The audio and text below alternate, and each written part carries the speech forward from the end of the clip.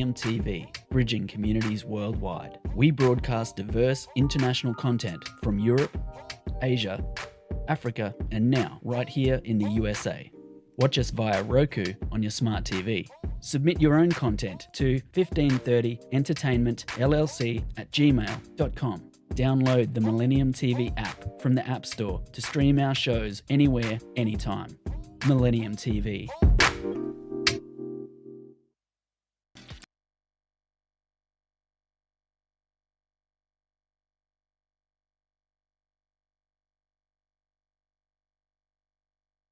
This season of the Urban Conservative Podcast is brought to you by Newton for Senate, working to improve education, reduce taxes, and keep North Carolina #1 for business. Find out more at newtonforsenate.com. This episode of the Urban Conservative has also been sponsored by Case Technology Consulting. Help your business get value out of its data and become more efficient and streamlined. Case Technology Consulting. Check out the link in the description.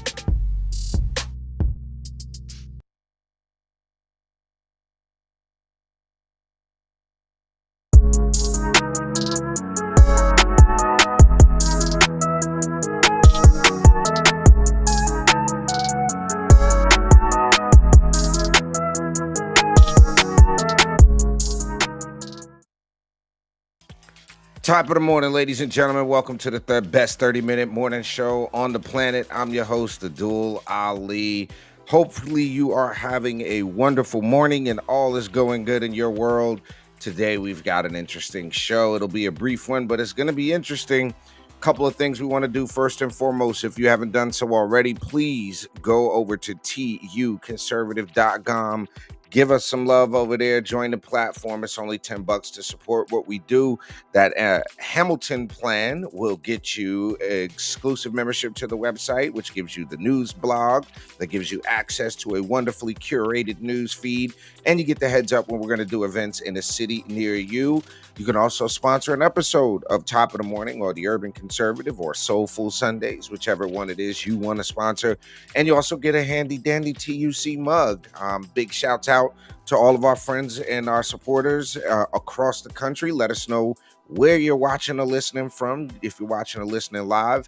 And if you're listening to the playback, if you like to listen to podcasts and you don't see us on the platform you're on, let us know so that we can jump up in there. All right, guys, this morning, I hope you've got yourself a cup of coffee. You've been paying attention to what's going on. We're going to do a couple of things today. We're going to talk about a couple of quick things. The first thing that I want to talk to you guys is, listen, Jim Jordan is not playing games, okay? Jim Jordan's not joking around. If you didn't happen to see his floor speech yesterday, we had covered it, but I want y'all to hear, if you didn't, how Jim Jordan ripped into the Democrats as the new chair of the judiciary.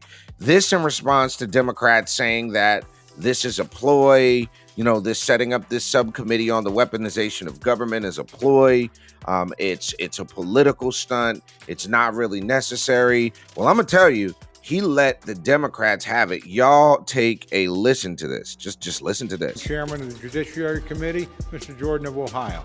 The gentleman from Ohio is recognized for 4 minutes. Thank you, Mr. Speaker. I appreciate the gentleman yielding. A ploy? It's not a ploy when the Department of Justice treats parents as terrorists, moms and dads who are simply showing up at a school board meeting to advocate for their son or daughter.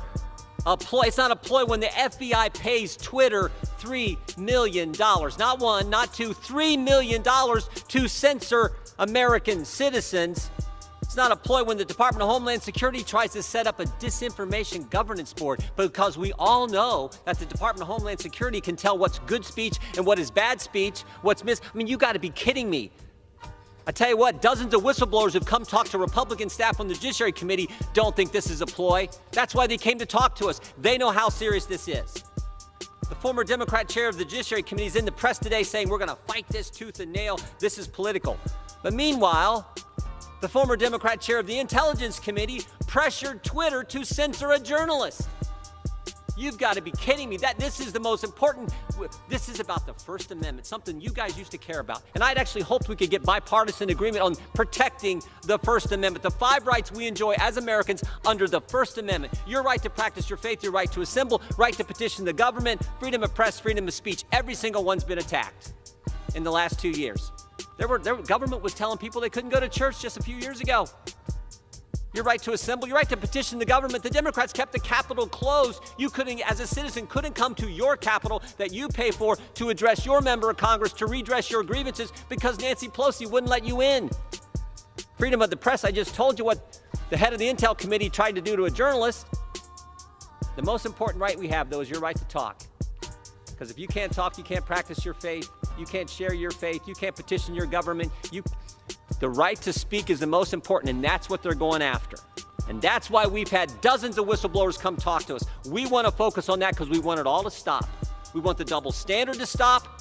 This idea that if you're a pro-life activist, you're going to get your door kicked in, you're going to get arrested and handcuffed in front of your 7 kids and your spouse for simply praying in front of an abortion clinic and telling the guy who was harassing your son to knock it off. You're going to have the FBI raid your home. But the protest that went on at Supreme Court justices' homes in the aftermath of the leak of the Dobbs opinion, no problem there. Americans are sick and tired of it. And what we want, we don't want to go after anyone. We just want it to stop. And we want to respect the First Amendment to the Constitution that the greatest country in the world has. That's what this committee is all about, and that's what we're going to focus on. That's what we're going to do. And I yield back to the gentleman. Yeah. So, as you can hear, ladies and gentlemen, Jim Jordan ain't playing no games as the chair of the new Judiciary Committee. And folks, he's got a point. When you have parents who are simply going to school board meetings to try to do the best they can to provide an education for their kids, to make sure that the teachers are providing the best education possible for their children, and you have the Department of Justice calling these parents basically terrorists, that's what you get.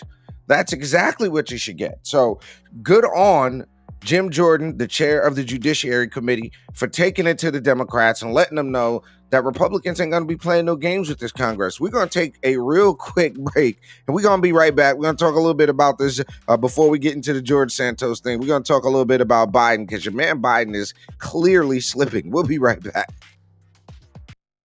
Just because you're black doesn't mean you have to vote Democrat. This year, in order to see benefits for our communities, we need to vote outside the box. Find out more by visiting us at tuconservative.com. Millennium TV, bridging communities worldwide. We broadcast diverse international content from Europe, Asia, Africa, and now right here in the USA. Watch us via Roku on your smart TV.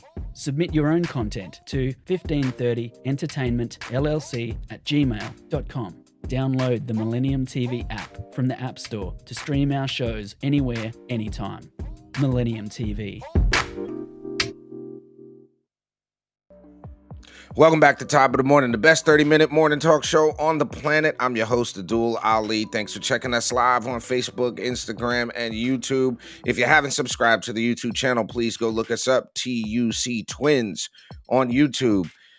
And folks, you see on the screen your illustrious, I don't know if we want to call him illustrious, but the President, air finger quote, of the United States, basically found more documents, okay? His legal team found another batch of classified government records, which means there should be a raid coming somewhere following previous president, following the initial discovery of classified documents at its former think tank office in D.C. this past fall. People briefed on the matter have said that the legal team was surprised to find these documents.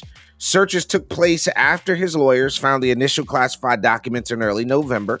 One of the sources has said that the effort that led to the discovery of additional documents to federal officials was they were reviewing some of the documents that he had there. Now, this is a little interesting because I'm trying to figure out how do you, and if Democrats, or at least people on the left, are going to have some sort of standard here, and what do we do with this?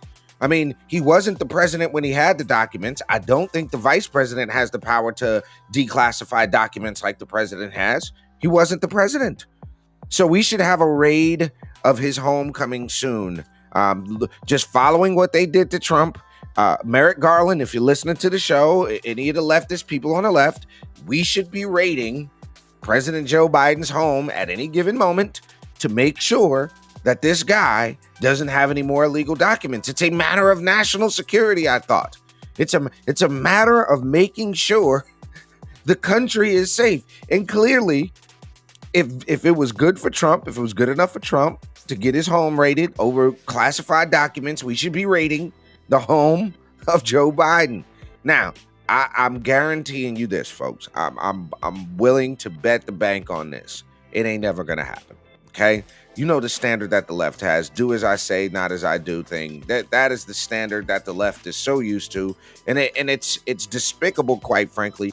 But I'm so glad that we have control in Congress. You know, we've got a razor thin control of the House. You know, we can make some things happen, but ultimately, we ought to be seeing some more transparency. We ought to be seeing some more control, some more limits on the Biden agenda. And that's what we're hoping that Republicans will bring. But this is absolutely insanity. Biden has more classified documents. I mean, does he? Let's be honest, folks. He doesn't know that stuff's in there. Biden doesn't even, let alone know where he is, when he is, what he is. I don't think the guy knew he had the documents in there. And if he did know, he'd been forgot about it. So not a big deal in my book, but I think, look, we ought to hold him to the same standards. If you raided Trump's house, right, because he allegedly has some classified documents, when do we get the raid on Joe Biden's house? That is the question, ladies and gentlemen. When do we get the raid on Joe Biden? I mean, dude just made it down to the border. So let's just say it's never going to happen. If he's 2 years in and just made it down to the border, he's never, ever going to make it down to getting to those documents. So we're going to take one more real quick break, and we're going to come back and talk about this George Santos thing. Give us a like, give us a share, give us a subscribe. We'll be right back here on Top of the Morning. Don't go nowhere.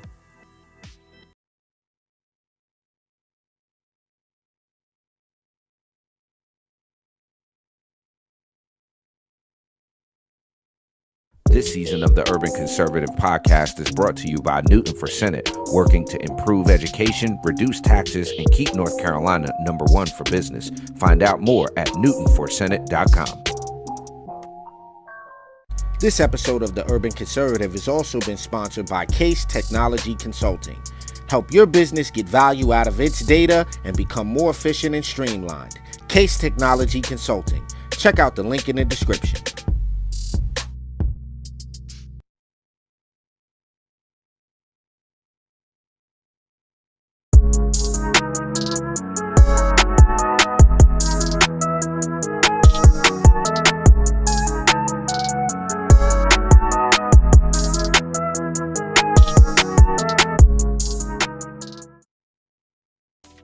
Welcome back to Top of the Morning, ladies and gentlemen. I'm your host, Addul Ali. You're checking out the best 30-minute morning show on the planet. Again, we appreciate you being here. You know we've got to talk about it. You know everybody's talking about it. Mr. Santos. What are you doing, bruv? What are you doing? Why are you doing it? I mean, were you that thirsty to get into Congress, bro? Were you really that thirsty? I mean, did you really think Congress was that much of a cesspool? I mean, maybe it is, but before we talk about this most recent thing, this dude got caught up. Several GOP senators are calling for this dude to House members are calling for Santos to resign. And I want to know what y'all think. Should Santos resign? Get in the comment section. Let us know. Should Georgie boy step down? There's, like I said, several people want him to step down at this point.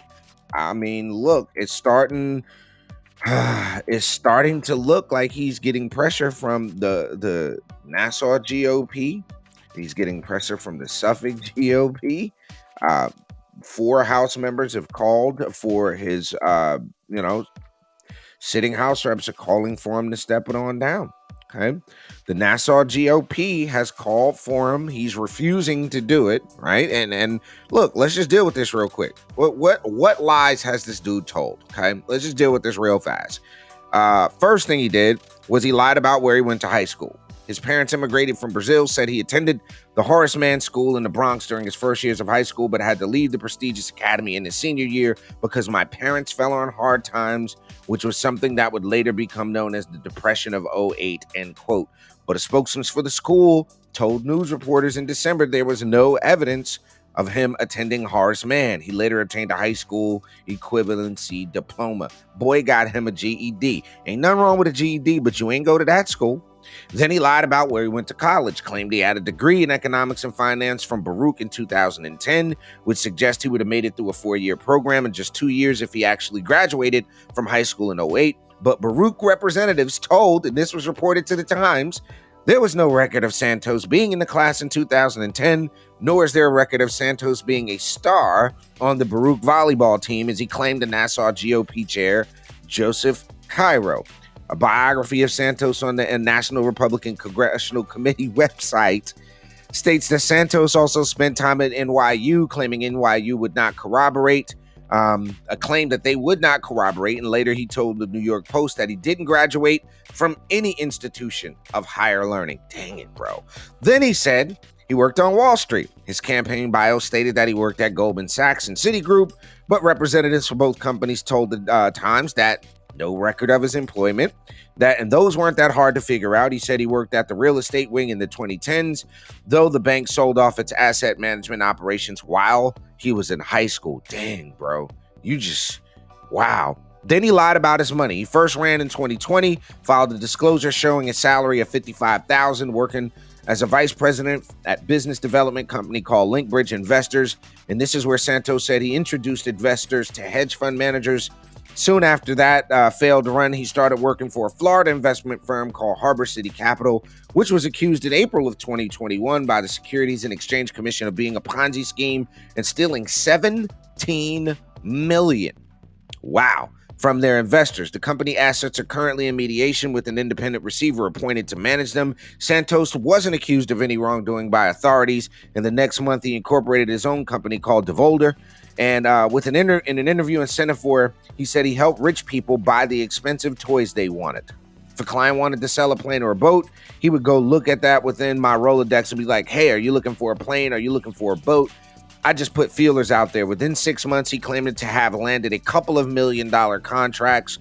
Financial disclosures from his 2022 campaign show he claimed to have made between $3.5 and $11 million from the company before it was dissolved last year.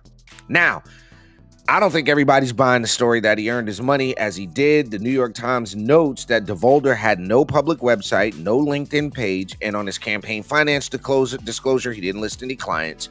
In a company bio, Santos once described DeVolder as his family's firm and said it was managing $80 million in assets. But the question by a representative of Dan Goldman of Brooklyn said, where'd the money come from? Referring to the $700,000 that Santos lent his own campaign. Now, if people were skeptical before, they're ultra skeptical because in '08, Santos was 19, living in Brazil. Court records show he was caught stealing the checkbook of a man his mother was caring for, wrote $700 in fraudulent checks, including for a pair of shoes. He also appeared to make up this history about him being a landlord, claimed in the bio that his family ran a real estate portfolio of 13 properties. Again, news reporters found no evidence of the buildings. They were not listed on required campaign financial disclosures. And Santos, who, kind of went out there against the New York eviction moratorium during the pandemic, has been evicted not once, but twice. Deuce. You got two of those. He lied about funding. This is just lies, bro. He lied about funding an animal charity. His campaign bio claimed that he ran a foundation called Friends of Pets, saving 2,500 dogs and cats between 2013 and 18. But there was no social media accounts, no IRS records, no evidence of the charity being registered in New York, New Jersey, where he claimed to operated. The Times found that Friends of Pets United held one fundraiser with a rescue group in New Jersey, for which he charged $50 entry. The group that threw the event said that it was never received the funds and that Santos made up several excuses why they hadn't seen the money. Was he actually married? Santos flipped New York's 3rd district. He became the first openly gay, non-incumbent Republican elected to Congress. His campaign bio discussed his husband, with whom he lives in Long Island, along with 4 dogs, but Santos never appeared on the campaign trail with his partner. This is the Daily Beast couldn't find a marriage record for them in New York. When he arrived at the house in January, he was not wearing a wedding ring. However, Santos did divorce a woman in Queens, and he told the New York Post he is very much gay. Now, it's unclear if his mother died in 9/11. His grandmother was definitely not a Holocaust victim. He did not have any company employees that died in the Pulse shooting. He claimed to be Jewish, but he's not Jewish, and he meant that as Jew-ish, like I'm sort of like a Jew. And the latest one to hit, okay, this is the latest one to hit, okay? The latest one to hit is that he had his campaign staffer paid him $100,000 to roll around and act as if he is the campaign manager for Kevin McCarthy. Absolutely bonkers. So the question remains, does George Santos need to step down? Well, the Suffolk County Republican Committee stands united with Chairman Cairo and the Nassau County Republican officials in rebuking Congressman George Santos, stated the Suffolk County Republican Committee Chairman Jesse Garcia. George Santos's lies and deceit is legendary. So there you have it, folks. Suffolk County asking him, standing with the Nassau County thing, and they're wanting him to step down. Will he step down? We don't know. Should he step down? We want to know what you think. Get in the comments. Let us know what you think. And thanks for checking out the best 30-minute morning show on the planet, Top of the Morning. Get in the comments. Let us know. Should Georgie Boy step down? Let us know what you think. We'll see you guys tomorrow morning, bright and early, 8 a.m. for Top of the Morning here on the Urban Conservative.